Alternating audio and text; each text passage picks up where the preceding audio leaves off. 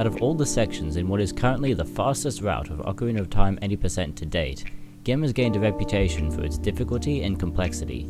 The information to learn it is out there, but much of it is outdated and scattered around. There's never really been a centralized hub to point people towards for learning the entire split, in full, in an optimized way. Many beginners tend to feel overwhelmed by all the conflicting information, deciding to revert to the old Kakariko route, which hasn't been relevant for the last 4 years. This is not good. Let's change that. This video aims to break down the entire split in a way that's useful for both beginners trying to transition from the old route, as well as intermediate players looking to improve their runs.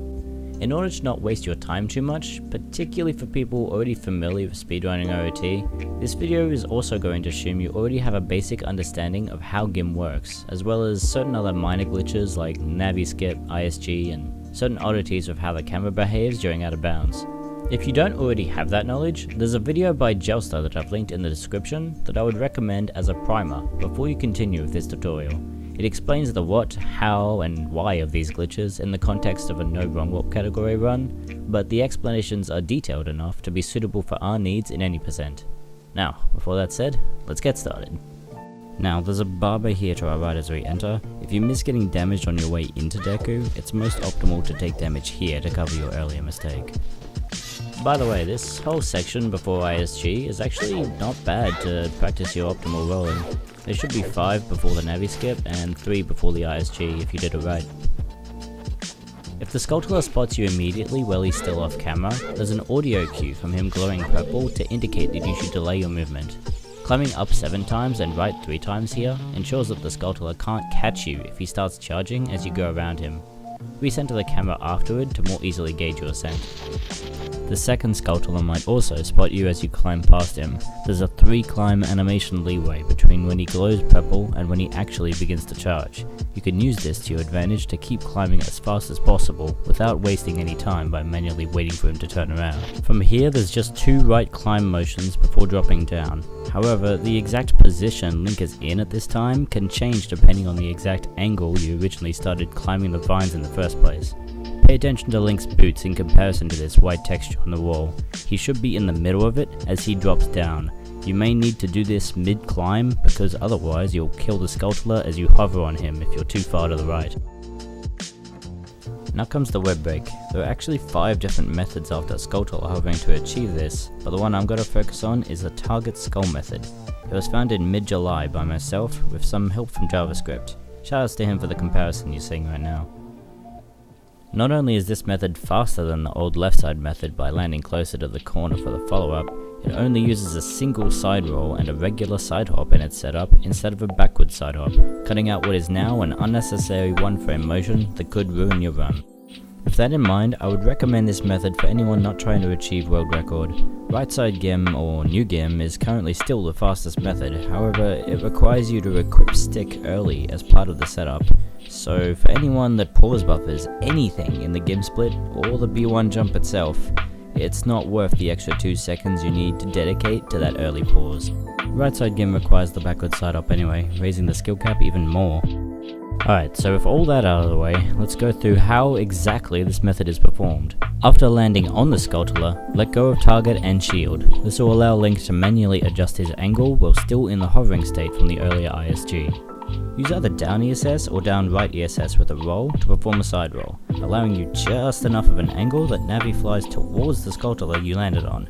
During the roll, tap target the Skulltula, forcing your camera to an unlocked state despite still having ISG. Now that your camera is unlocked, hold down left, retarget, then, very quickly, side hop left and let go of target right away. Because you let go of target quickly, your camera will unlock again after the side hop, allowing you to see Link's descent as he falls toward the web. There's a very obvious animation change when he lands on it, which is your cue to side hop off the web. This is a 1-framer, so don't mash it out. There's a timing to it and you'll be more consistent if you learn that timing. Let's see that whole thing again at full speed before we move on to the follow-up after the web.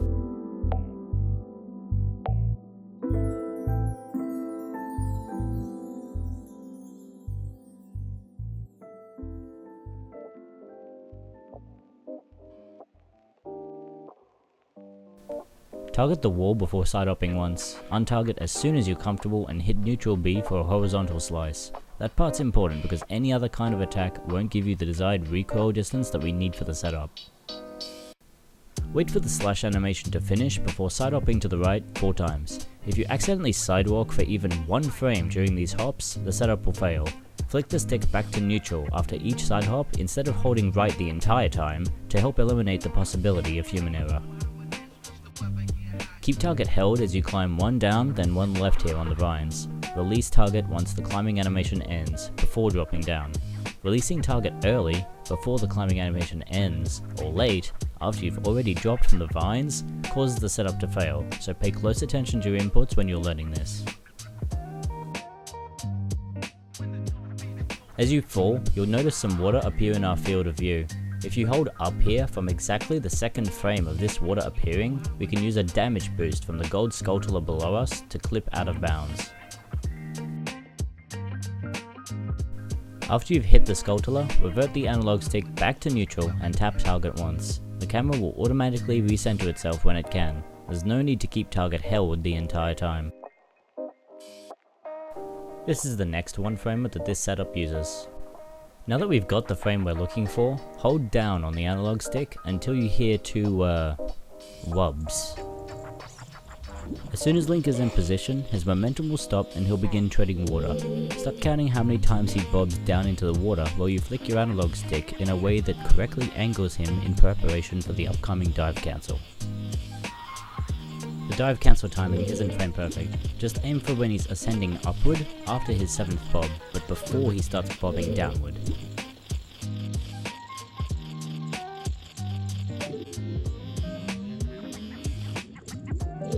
The vine grab after the dive cancel, however, is frame perfect. This is the vine grab frame you're looking for.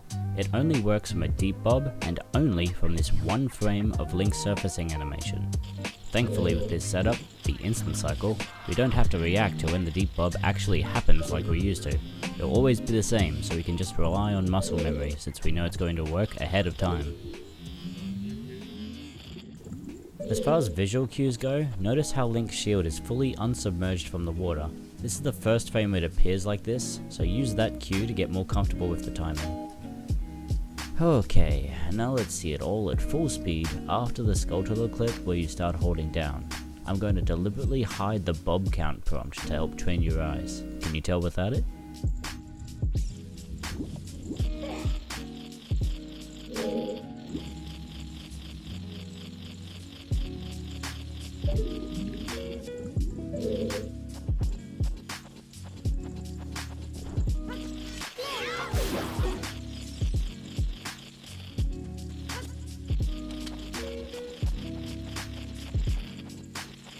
Here's a little troubleshooting for when stuff goes wrong so that you know how to save the run.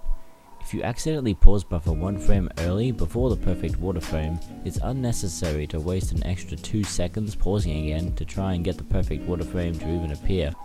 Instead, you can double tap C up to halt Link's forward momentum a little early to keep him from clipping back in bounds. After that, the dive cancel and the regrab are the same as before. If you find that you can't get the correct angle in time as you prepare to dive cancel, you can just C up once after the camera locks, hold either left or right to turn Link without him actually trying to swim, get the angle that way, and then do the rest of the setup from there. When you acquire the angle in this way, it will still be an instant deep bob, and this method works after failed attempts too. Speaking of failed attempts, yeah, if you use C-ups to change his movement, you have to actually change the way you climb on the vines, otherwise it's not consistent for him to actually make it to the end. Let me show you what that adjustment looks like. The reason climbing normally isn't consistent is due to the C-up timing. Because it's not a frame perfect adjustment, there are slight variations based on the exact timing of when you C-up. It is possible to get normal climbing to work, but the timing is much more strict, and the only way to recognize you got it or not is to eyeball his position as the camera recenters around you. It's a headache to learn the difference, and I would only recommend bothering if you're doing world record attempts.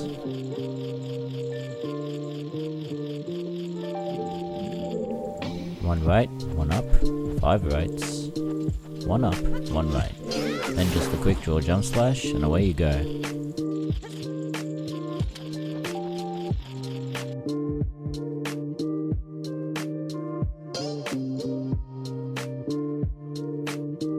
One quick note about this jump, by the way. If you're still learning and you find this angle really awkward to jump onto the vines because of how the camera's locked, you can side hop after collecting the nut to force your camera to an unlocked position, which makes the jump easier to control. It is slightly slow, of course, but depending on your skill level, trading in a small time loss to guarantee consistency may be more important to you. It does kill the run if you fail it after all, but if you're going to take this time loss for the sake of safety, don't forget to turn around first before the side hop so it at least pushes you forward towards the vines. And finally, the home stretch. At least there's nothing else that can ruin the run, right? Right? I feel more confident when I don't buffer shit. I don't know what.